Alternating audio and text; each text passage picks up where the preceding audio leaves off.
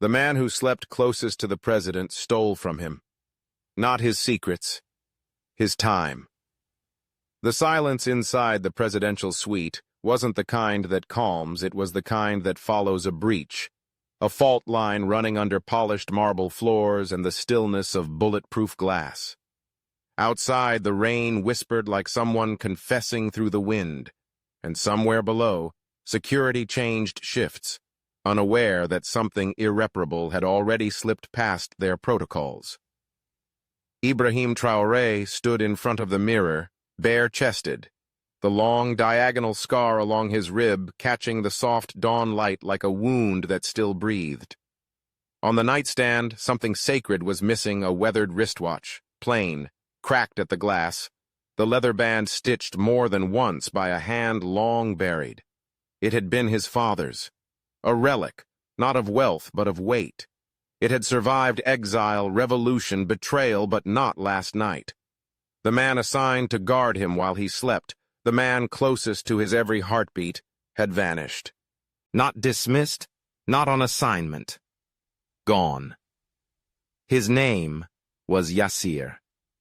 For 3 years he had been the shadow that never asked questions, the ghost between Ibrahim and every bullet. He had once taken a blade meant for the president's neck. He had once stood between a child and a suicide bomber. But now he was gone. And with him, the watch. In the Situation Room, advisors murmured of treason, of espionage, of plots disguised as loyalty. But Ibrahim said nothing. He stood in the middle of the noise like a statue carved from rage and restraint. When the room demanded action, he raised one hand. No security detail, no convoy, no press. He left the palace in a rusting jeep, alone, the desert wind peeling layers off the paint like time itself was erasing his title. He followed Yassir's trail through border villages and broken towns, questioning no one, letting silence draw answers from those who recognized him with wide eyes, but no words. In one town, a woman tending a roadside fire handed him a folded cloth without speaking. Inside it, a spent bullet and a note in Yassir's careful handwriting. For every second I guarded you, one lie grew inside me. Forgive me, or don't. That night, Ibrahim sat beneath a dying baobab tree, the bark scorched from some forgotten fire, and he stared at the stars through a thin veil of rain. He did not sleep. In the morning he found Yassir seated on the ridge of a cliff, legs crossed, staring into the distance like a man waiting to be erased. The wind was soft. The world was still. Yassir did not flinch when Ibrahim approached. He stood, eyes steady, and held out the watch. I didn't steal it to sell, he said, voice hollow. I stole it because I was afraid of disappearing. You became a symbol, and I became invisible. I needed to hold something that mattered to you, just to feel something that mattered in me. Ibrahim took the watch. The second hand ticked faintly, as if each breath it took was borrowed. He looked at Yassir not with fury, but with something quieter disappointment dressed in memory. You broke the only rule I never spoke. You made me doubt what I had never questioned. The man beside me. Yassir bowed his head. I'm ready to answer for it. Ibrahim looked out toward the horizon, where heat shimmered off the land like a dream trying to hold form. You won't face a court, he said. You'll face yourself. That's a harder trial. Come back, not as my guard, as the man who knows what he almost destroyed. Yassir blinked, unsure if what he heard was punishment or grace. Ibrahim turned to leave, slipping the watch into his coat, the past once again resting against his heart. The rain softened, and somewhere behind them, the baobab trembled, but did not fall. He didn't speak of the incident when he returned to the capital, not to his security team, not to his chief of staff, not even to the silent aide who always brought him tea exactly 4 minutes after he sat at his desk. The nation didn't notice his absence. The gears of governance moved on. Speeches were made, aid agreements signed. But something inside the palace had shifted, like a cracked tile just beneath the carpet. Yasir came back too, not in uniform, not through the main gates, but through the back of the military hospital where he volunteered to treat the wounds of soldiers who hadn't even fought in his war. He didn't wear the watch. He didn't ask for redemption. He just showed up. Every day. And sometimes, from the highest floor of the palace, behind reinforced glass, Ibrahim would watch him emerge from the hospital gate, shoulders straight, hands wrapped in gauze from dressing too many wounds, never looking up, always moving forward. One evening, as the sun died into the spine of the city, Ibrahim called for his old uniform, not the ceremonial robe, not the presidential tailored suit, but the one he wore the night his revolution began. He didn't explain why. He just wore it, stood in front of the cracked mirror in the western corridor, and stared at himself until his reflection no longer blinked. In his hand, the watch. Still ticking, still broken in that very specific way, like it had learned to survive time by bending to it. He wound it slowly, fingers grazing the leather where his father's initials were etched, and then placed it back where it had once rested on the bedside table, no longer as a relic of betrayal, but as a witness to the return of something deeper, the will to believe again. A month passed, then two, and then something unexpected happened. During a diplomatic reception with envoys from West Africa, a child 10, maybe 11, broke past the security line. He wasn't carrying a weapon or shouting slogans. He held out a bundle of paper, scribbled drawings. One of them was unmistakable. A tall man in a coat standing beneath a crooked tree, and beside him another man on his knees, holding something small. The guards moved fast. Ibrahim moved faster. "Let him speak," he said, and the room froze. The boy, breathless, looked up. "My uncle was saved by your bodyguard," he said. "He lost his leg in the north. That man came back and stayed by his side when even the hospital forgot."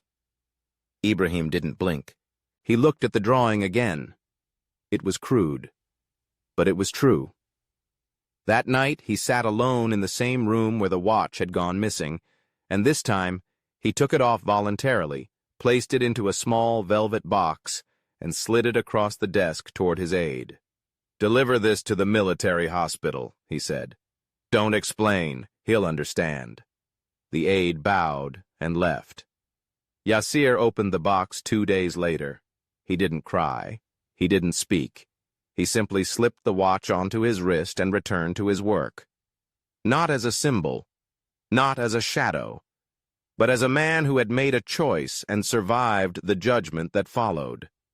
In the years that followed, people would speak of that story in whispers, not because it was scandalous, but because it was sacred. They'd talk about the president whose trust had been broken, and the bodyguard who dared to steal a piece of time to remember himself. They'd speak not of punishment, but of the quiet resurrection that followed. And somewhere in a dusty village near the border, a girl would grow up hearing how two men met beneath a crooked tree in the rain and left their titles in the dirt. And what of the watch? It still ticked. It ticked through speeches and treaties, through riots and rainstorms. It ticked on the wrist of a man who now trained new guards, not in combat, but in courage. And sometimes, late at night, when the weight of the world pressed too hard on Ibrahim Traoré's chest, he'd walk to the west window, stare out at the faint outline of the hospital tower, and remind himself that trust is not a fortress. It is a wound. And some wounds, if left open long enough, bloom into something that feels a lot like grace. Weeks passed. The watch remained on Yasir's wrist, but not as a badge, not as a burden.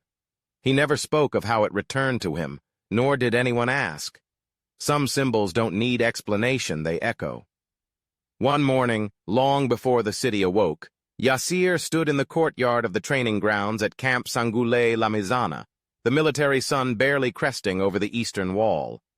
A new generation of recruits stood in silent formation before him, most of them too young to remember the uprisings, the coups, the fire that had shaped the Republic.